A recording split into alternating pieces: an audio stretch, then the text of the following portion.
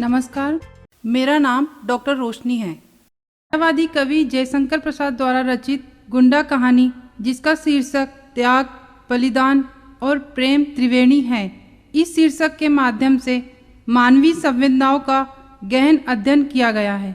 कहानी कला को सुदृढ़ करके उसमें चार चांद लगाने वालों में जयशंकर प्रसाद का नाम सर्वोपरि है।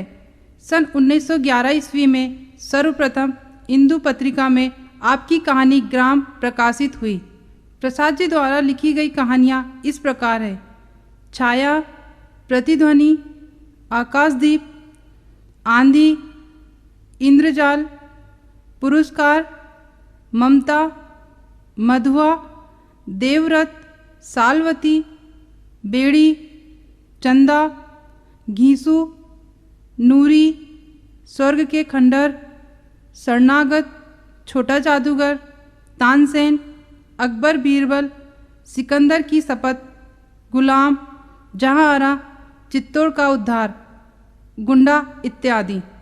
प्रसाद जी की कहानियों में अनुभूति की तीव्रता, काव्यात्मकता, प्रेम चित्रण, प्रकृति निरूपण एवं कल्पना की प्रचुरता विद्यमान है। कुछ कहानियों में ऐतिहासिकता, देशकाल एवं वातावरण की सफल प्रस्तुति की गई है। अतीत गौरव, स्वप्निल भावुकता एवं कल्पना की ऊंची उड़ान आपकी कहानियों की विशेषता है। प्रेम, करुणा, त्याग व बलिदान आपकी कहानी के विषय है। आपने उच्च कोटि के पात्र चरित्र अपनी कहानियों में प्रस्तुत किए हैं, जो अपने निश्चल प्रेम, बलिदान और त्याग से पाठकों एवं श्रोताओं पर अमिट छाप छोड़ते हैं। कहानी गुंडा एक ऐतिहासिक कहानी है, जिसकी कथा वस्तु सन 1781 की है, जब काशी के राजा चेत सिंह थे एवं उन्हें हिरासत में लेने के लिए अंग्रेजों ने घेर लिया था। काशी की राजनीतिक सामाजिक उथल पुथल के बीच नन्नुक सिंह के शौर्यपूर्ण बलिदान की कथा प्रसाद के प्रेम संबंधी दृष्टिकोण का एक प्रतिनिधि उदाहरण है। गुंडा कहानी त्याग, बलिदान और प्रेम की त्रिवेणी प्रवाहित करने वाली एक श्रेष्ठ कहानी है। यह प्रसाद के 5वें कहानी संग्रह इंद्रजाल में संग्रहित है। इसमें लेखक के उच्च मनोभावों, गहन अनुभूतियों तथा तीव्र संवेदनाओं की अभिव्यक्ति हुई है। जैसे विमल इंदु की विशाल किरणें, प्रकाश तेरा बता रही है, अनादि तेरी अनंत माया, जगत को लीला दिखा रही है। कहानी का नायक गुंडा है। समाज की दृष्टि में गलत समझे जाने वाले काम, जुआ खेलना, लड़ना झगड़ना है, ये सारे काम नन्नुक सिंह करता है। वह गुंडा है, किंतु आन, खुददारी और परोपकारी वृत्ति उसके व्यक्तित्व का हिस्सा है। सताए हुए लोगों की रक्षा करना, अनाथ लड़कियों का विवाह कराना और विधवाओं को वस्त्र देना, ये सब उसके मानवीय गुण हैं। वह एक संवेदनशील, परोपकारी और पुरुषोचित गुणों से युक्त पात्र है। काशी की अमानवीय स्थितियों की उपज गुंडा नन्नुक सिंह 18वीं शताब्दी के अंतिम भाग की सामाजिक सांस्कृतिक स्थिति छिन्न भिन्न हो गई थी। देसी सामंतों के अत्याचार, आपसी द्वेष और अंग्रेजों के दमन के कारण काशी के नागरिकों में भय और निराशा व्याप्त हो रही थी। शस्त्र बल के सामने न्याय और बुद्धि बल पराजित हो गए। ऐसे माहौल में नवीन संप्रदाय का उदय हुआ। वीरता जिसका धर्म था, अपनी बात पर मर मिटना, सिंह वृत्ति से जीविका ग्रहण करना, प्राण भिक्षा मांगने वाले कायरों तथा चोट खाकर गिरे हुए प्रतिद्वंदी पर शस्त्र न उठाना, सताए हुए निर्बलों को सहायता देना और प्रत्येक क्षण प्राणों को हथेली पर लिए घूमना उसका बाना था। उन्हें लोग काशी का गुंडा कहते थे। नन्नुक सिंह पन्ना देवी से अत्यधिक प्रेम करता है, परंतु विवाह नहीं कर पाया। वह दुलारी से कहता है, हृदय को बेकार ही समझकर तो उसे हाथ में लिए फिर रहा हूँ। कोई कुछ कर देता, कुचलता, चीरता, उछालता, मर जाने के लिए सब कुछ तो करता हूँ, पर मर नहीं पाता। कहानी में प्रेम और कर्तव्य निष्ठा के प्रति बलिदान का भाव चित्रित किया गया है।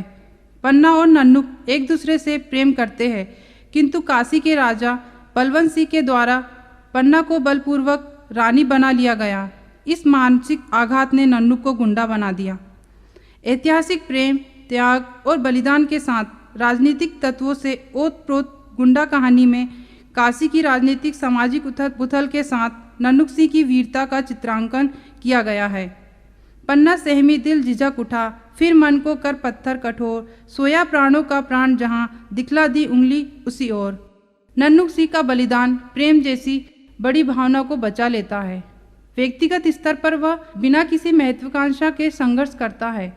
वह जानता है कि अब उसे उसका प्रेम वापस नहीं मिल सकता, किंतु उसे बचा जरूर सकता है। इसलिए वह बिना यह जाने कि राजा चेत सिंह का क्या राजनीतिक अपराध है, साम्राज्यवादी ताकतों से भिड़ जाता है।